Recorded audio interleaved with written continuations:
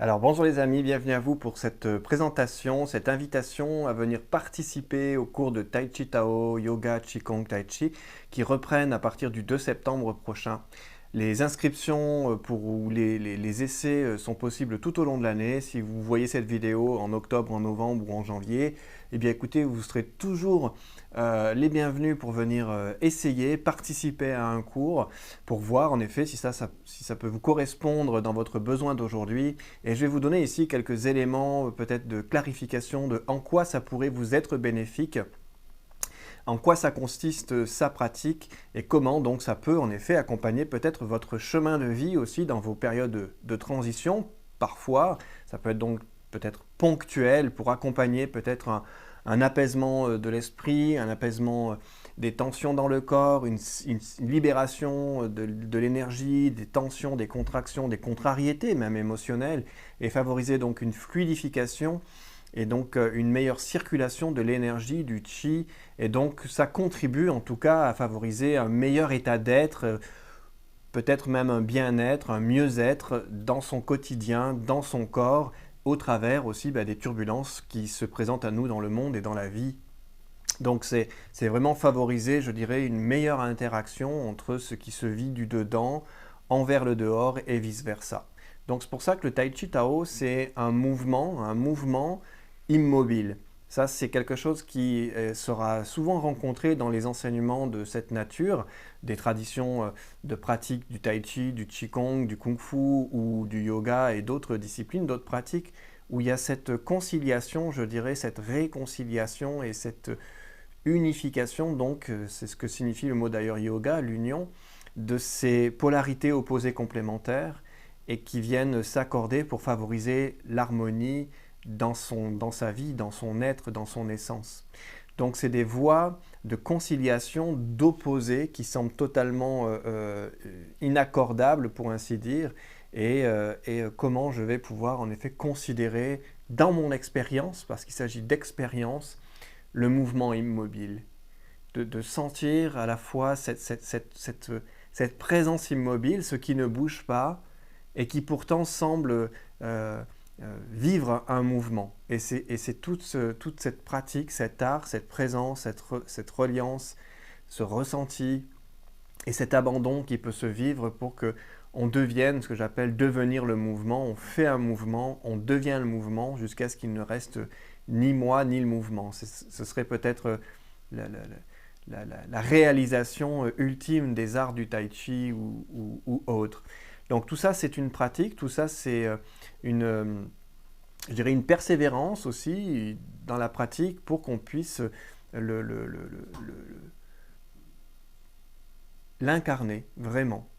Donc voilà, l'invitation qui vous est donnée, c'est souvent, on me dit comment savoir, voilà, on cherche des fois des compréhensions, je dirais, intellectuelles, théoriques, philosophiques ou spirituelles, mais j'ai envie de dire que, comme toute chose, la meilleure manière de savoir si ça nous correspond, c'est d'essayer, c'est de goûter, c'est de voir si ça me convient, si ça me convient pas, néanmoins, en quoi ça peut vous être bénéfique, en quoi ça peut contribuer, le Tai Chi Tao.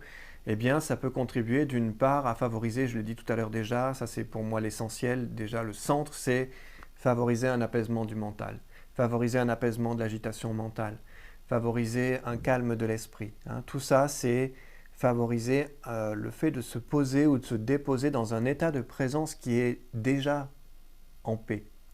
Donc, on n'acquiert pas la paix, on la laisse se révéler en nous ou on s'abandonne à elle. Ah, et ça, c'est très important. Donc ce n'est pas des pratiques d'acquisition de quelque chose, c'est plutôt des pratiques de révélation, d'abandon, de libération de quelque chose, entre guillemets. Donc venir pratiquer, c'est favoriser un apaisement de l'esprit, un apaisement du mental, un calme. Et ça veut dire du coup dans cet état de calme, plus de clarté. Plus de clarté, je dirais, révèle un petit peu comme un bassin qui a été un peu troublé par la boue, la vase dans le fond du bassin. C'est permettre à ce bassin de se clarifier. Donc c'est une pratique de clarification, apaisement du mental, clarification de l'esprit. C'est aussi une pratique qui permet de pouvoir mieux se sentir dans son corps. c'est une pratique qui permet de pouvoir mieux se poser en fait en soi-même. Souvent, quand on se sent pris par la colère, par exemple, on va se sentir hors de soi, hein, on est hors de soi. Comment revenir au-dedans de soi, à l'intérieur de soi, et que ce soit plus du coup une colère si elle se manifeste, qui soit au détriment de soi et ou des autres en même temps, mais plutôt comment elle peut être une énergie au service de l'affirmation de son être. Et à ce moment-là, c'est ce qu'on appelle passer de l'horizontalité à la verticalité. Comment je vais utiliser cette énergie que je ne peux pas éviter de vivre pour qu'elle soit au service de la vie et non pas au détriment de la vie. Donc comment elle est nourricière, nourrissante et je dirais verticalisante, plutôt que ce qu'elle pourrait être nuisible, destructrice, jugeante, culpabilisante. Donc ça veut dire qu'elle va aussi me couper des autres et me couper de moi-même.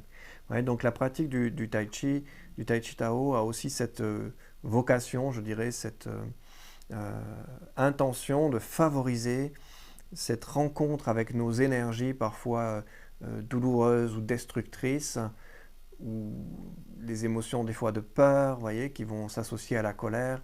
Comment on peut justement mieux les rencontrer pour moins les subir et pouvoir mieux les orienter pour pouvoir mieux nous servir. Et qu'elles soient donc au service de notre être et non au desservice de notre être. Hein, voilà. Donc ça, c'est un autre élément. Un autre élément très important, c'est ce qu'on appellera la pratique de l'ancrage. Dans l'ancrage, il y a deux dimensions. Il y a une reliance, qu'on va dire, à l'essence de notre être, c'est-à-dire une reliance céleste, c'est-à-dire nos racines célestes, nos racines qu'on appelle antérieures. Antérieures à quoi? À la manifestation et à l'existence. Donc ça, c'est une part de se connecter consciemment, parce que la connexion, elle est toujours présente, ici je vais le préciser. En réalité, on n'est jamais coupé de la vie et de l'amour que nous sommes, c'est ce que nous sommes. Par contre, ce n'est pas nécessairement vécu consciemment, et donc selon notre état d'esprit, selon nos conditionnements, eh bien je dirais qu'on y est plus ou moins ouvert et réceptif ou fermé et coupé de cela. Donc on va le vivre plus ou moins en dualité ou plus ou moins en unité de cette présence. Et donc la voie du Tao, à l'image du Tai Chi qui est au-dessus du Tai Chi, du symbole qui est au-dessus de ma tête, c'est de vivre dans l'unité de cette dynamique. Et qu'à ce moment-là, on soit de moins en moins dans notre expérience, je dirais, en résistance à l'égard des événements de la vie. Parce que tout ce qui va se vivre au-dedans de nous-mêmes va se transpirer, je dirais, hein, se transposer dans nos relations du quotidien, dans notre monde, dans le monde qui nous environne. Hein. Et c'est aussi de pouvoir expérimenter, ou en tout cas reconnaître, qu'en réalité, chacun de nous est au cœur et le centre de son propre monde. Non pas le centre du monde, c'est ce qu'on tend des fois à considérer, c'est vraiment, je ne suis pas le centre du monde, mais par contre, nous sommes chacune et chacun le centre de notre monde. Et donc, nous en avons par cela la responsabilité. Ça veut dire que nous sommes au cœur de notre expérience, au cœur de nos relations, on est toujours le centre en fait de notre vie, de notre expérience, qui lui est animé par une essence, une conscience qu'on peut appeler Dieu, l'univers, le Tao, le cosmos. En tout cas l'origine de toute forme, de toute vie, qui est au cœur de ce cœur. Et ça, c'est un autre aspect. Donc il y avait la reliance à cette essence qui est cette présence vers laquelle, je dirais, nous tendons à nous relier, en tout cas à nous ouvrir vers cette présence et à la vivre de plus en plus en conscience. Et l'autre dimension, justement, pour qu'elle puisse s'incarner, c'est la reliance à la Terre, c'est la connexion au centre de la Terre, ce qu'on va appeler l'ancrage ici dans la matière, pour nous donner une certaine stabilité. On dit qu'un arbre est fort par ses racines. Ça veut dire que s'il n'y a que les branches qui poussent, au premier coup de vent, il est fort probable que l'arbre se déracine. Il tombe. Donc plus ses racines sont profondes et étendues, c'est ce qu'on va travailler dans les Qigong notamment, c'est à la fois la profondeur sur le plan énergétique, hein, la respiration, la visualisation, donc l'intensité énergétique qui va favoriser un ancrage de notre chi, de notre énergie personnelle, entre guillemets, qui va pouvoir trouver sa place, son ancrage dans la terre.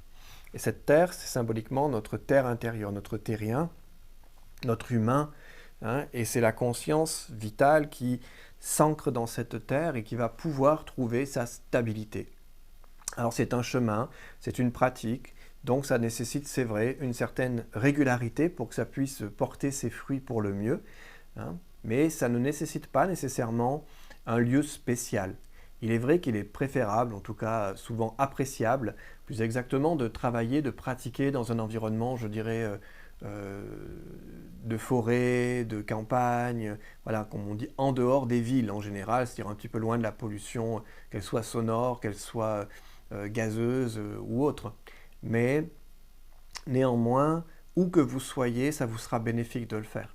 D'ailleurs, on va se relier, souvent l'esprit, il aide à ça, à se relier à une présence où on n'a pas besoin d'être physiquement dans la nature pour bénéficier de ses vertus. Et on dit souvent d'ailleurs que le cerveau, hein, l'esprit, ne fait pas la différence entre ce qu'on va appeler une réalité et un imaginaire. C'est ce qui fait que d'ailleurs, on va souvent se vivre plus dans l'imaginaire que dans le réel. Donc lui, il ne fait pas vraiment la différence. Donc ça veut dire que si on se concentre, on se connecte à une rivière, à un arbre, par l'esprit, on peut bénéficier fortement, profondément de ses vertus, de sa vibration, de son énergie. Donc à cet endroit-là, dans la pratique du Tai Chi Tao en particulier, ce type de visualisation pourra être bénéfique et favorable à soutenir, je dirais, ces effets positifs pour la santé physique et psychique. Hein. Donc c'est voilà, ça, donc c'est un élément, un des aspects qui nous fait beaucoup travailler avec la visualisation, imagination, d'accord. Et à ce moment-là, l'imaginaire est comme un véhicule, une modalité de reliance à la conscience divine. Et donc c'est un canal. Donc le travail sur la reliance céleste, la reliance terrestre et l'expansion, je dirais, de notre état d'être, de notre être entre ciel et terre. Hein. C'est la naissance du grand troisième, on pourrait dire ça comme ça. Voilà. Qui sera le fruit de ce mariage du ciel et de la terre en soi-même. C'est les principes théoriques, philosophiques, spirituels des pratiques, notamment du tai chi ou du qigong par exemple, ou du yoga également. Donc, autre vertu que ça pourra avoir pour vous, pour ceux qui pratiquent, c'est aussi favoriser une certaine fluidité, une certaine flexibilité, une certaine souplesse. C'est de pouvoir vivre aussi dans son corps avec plus d'aisance. Hein, souvent, on ne connaît pas notre corps. On ne nous a pas toujours appris à connaître notre corps. Ou parfois, on le pousse à des extrêmes et on ne le respecte pas toujours dans ses besoins vitaux. Nous faisons tous des excès, on fait tous voilà, des actions et des fois on est contracté, on est tendu et puis ça va rompre, ça va se fragiliser. Donc on va vivre des ruptures dans le corps, que ce soit sur le plan musculaire, tendineux, osseux ou autre, hein, plus physiologique, plus interne. Et ça peut nécessiter de la patience, évidemment, du temps pour favoriser une régénération de nos cellules. Et on peut accompagner à travers ce type de pratique une guérison peut-être, une réparation, un apaisement, une amélioration en tout cas de notre état de santé. Donc ça a aussi cette vertu-là de soutenir hein, une bonne santé aussi longtemps qu'il nous sera donné de vivre sur Terre. Hein. Donc ça c'est un autre élément. Encore un autre élément, c'est favoriser, je disais tout à l'heure, la flexibilité, donc qui va avec la souplesse. La souplesse, souvent, c'est un premier temps, c'est une décontraction. En réalité, beaucoup peuvent être souples, mais s'ignorent dans cette souplesse parce qu'ils sont tendus, contractés et ont une croyance envers eux-mêmes qu'ils ne sont pas capables peut-être de toucher le sol avec leurs doigts, avec les jambes tendues, en ayant les jambes tendues. Et bien souvent, il suffit juste d'inviter une détente, un relâchement et une acceptation de la possibilité de le réussir. Donc ça veut dire qu'on s'ouvre au possible. On s'ouvre au possible de faire un grand écart, pourquoi pas. Ce n'est pas l'objectif de notre pratique. L'objectif de notre pratique, c'est justement d'être en aisance dans notre quotidien. Donc il n'y a pas une quête de performance physique, il n'y a pas une quête d'accomplir, je dirais, des exploits sur le plan du corps physique. Non, c'est plutôt de permettre de rendre optimal, je dirais, les fonctionnalités de votre corps selon votre singularité. Nous avons des tempéraments qui sont différents, des tempéraments corporels, pas que intellectuels ou caractériels, mais aussi des caractéristiques physiques qui nous font être différents. Entre un homme et une femme, dans les grandes lignes, on a un bassin, par exemple, qui va être différent, parce qu'il n'est pas conçu pour la même fonction. Donc pas tout à fait les mêmes fonctions, hein, vous m'aurez compris. Donc c'est d'observer à cet endroit-là que on va reconnaître, rencontrer son corps et comment on peut se poser en fait en lui, comment on fait corps encore une fois avec notre corps, comment faire corps avec le corps. Qui fait corps avec le corps, c'est l'esprit. Et là on va vivre de plus en plus en unité avec soi-même. On aspire à vivre en unité avec le monde, en unité avec les autres, ou que les autres vivent en unité avec nous-mêmes. Mais bien souvent, nous ne vivons pas nous-mêmes en unité avec nous-mêmes. Donc ça va être difficile d'être en unité avec les autres. Sauf si c'est des unités de compensation de nos manques. Voilà. Et l'idée, c'est de pouvoir compenser ces apparents manques par un accord avec soi-même. C'est se faire plein de soi, en fait. Hein, plein de soi, être plein de soi. Donc ça, c'est un autre élément. Travailler les étirements, donc je parlais tout à l'heure de la souplesse, du relâchement, mais c'est aussi des contributions à favoriser des libérations, des ouvertures, des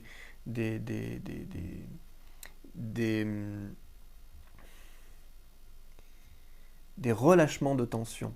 C'est-à-dire que dans l'étirement, il y a quelque chose qui va pouvoir, avec le souffle, créer cette ouverture dont je parlais tout à l'heure, mais qui va être une libération d'une contraction, d'une tension.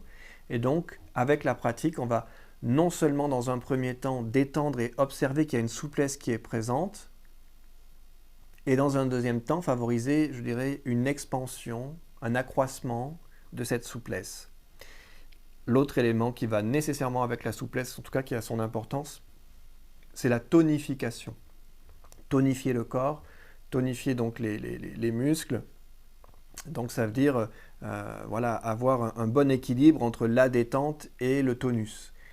Et la pratique aussi permet évidemment de favoriser cet équilibre entre ces deux aspects, encore une fois, yin-yang, hein, de notre nature humaine. Voilà. Évidemment, les cours sont portés par un esprit qui nous inspire, hein, ce souffle de vie que l'on respire, qu'on apprend à respirer en conscience, qu'on apprend à ressentir, et en lequel on apprend aussi à s'abandonner. C'est un abandon, en fait. Toutes ces pratiques, on s'abandonne à la vie que nous sommes. Et à cet endroit-là, on libère les résistances, les contractions, les volontés de contrôle, et on est de plus en plus dans ce qu'on appelle à cet endroit la maîtrise de soi. On est de moins en moins manipulé par nos émotions, par nos sentiments, par nos peurs, par nos conditionnements, et on est de plus en plus maître de soi. C'est pour ça que c'est des pratiques qu'on appelle de la maîtrise de soi, qui sont des laisser partir, laisser aller ces conditionnements, hein, qui peuvent être engrammés en nous en devenant conscients. Donc c'est beaucoup aussi une pratique, on va dire, d'écoute, d'observation, de ressenti, ce qu'on appellera à ce moment-là tourner les sens vers le dedans, hein, nos sens physiques qui sont naturellement, je dirais, hein, projetés vers l'extérieur, on les ramène vers l'intérieur, cette écoute, cette observation, ce ressenti, comment je me sens aujourd'hui, comment je me perçois aujourd'hui, qu'est-ce que j'entends de moi aujourd'hui, et de plus en plus relié, ou en tout cas en conscience, présence de notre intuition, notre sensibilité, ce qu'on va appeler l'invisible à cet endroit-là, est pourtant très présent.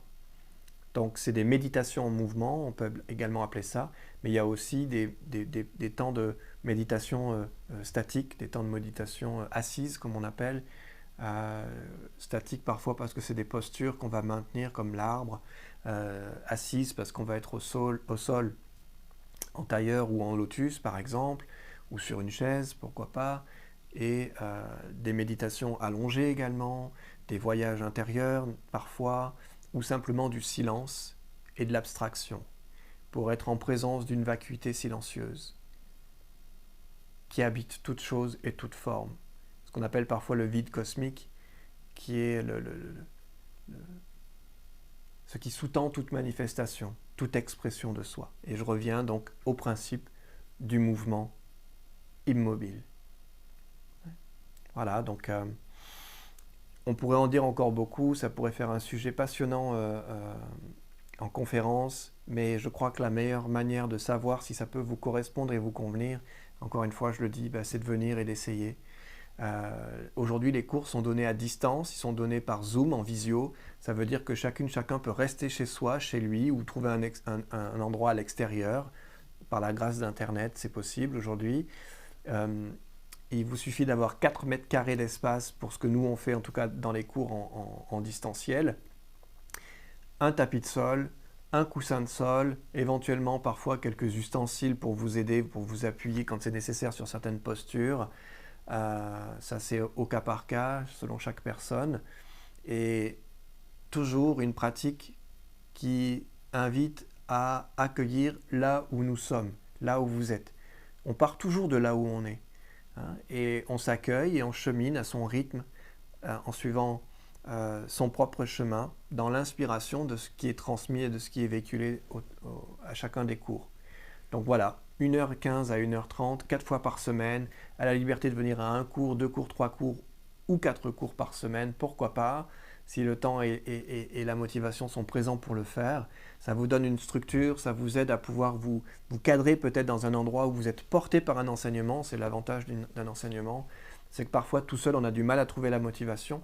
Et puis quand on s'inscrit à un collectif, il y a un engagement qui peut soutenir le fait de pouvoir bénéficier de l'enseignement et de la pratique qui sera vécue pendant la séance. Et souvent d'ailleurs, je vous le dis ici, mais souvent les personnes vont me dire « Ah, je n'étais pas très motivé avant, mais je suis quand même venu et en fait ça m'a fait un bien fou, j'aurais pas pensé. » Donc voilà, ça veut dire que ça nous aide à être quand même présent là où peut-être on serait resté sur son canapé ou à écouter une vidéo ou je ne sais quoi, voilà, et bien peut-être que là vous aurez optimisé votre temps et plutôt que d'être juste dans l'intellectualisation des choses, vous aurez été dans l'expérience des choses, vous aurez vécu les choses et que en réalité ça pourra vous être bien plus bénéfique à ce moment-là pour apporter peut-être une graine de lumière et puis pourquoi pas la voir se déployer un peu plus.